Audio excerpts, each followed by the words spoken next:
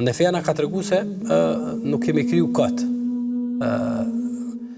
Allahu subhanahu wa taala na tregon, "Am hasibtum annama khalaqnakum abatha", keni menduar sa mendoni se jeni krijuar kot.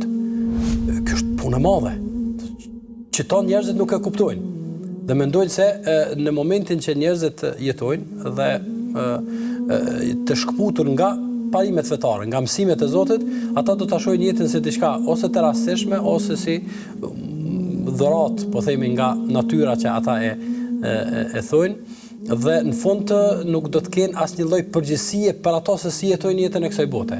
Andaj edhe njerëzit pastaj dalin me po themi me punë jashtëzakonisht të rana, domethënë në aspektin e shëmtisë së tyre, në aspektin e pasojave të tyre, në aspektin e padrejtësive që i bëjnë kështu me radhë, për shkak se nuk e shohin të shputra.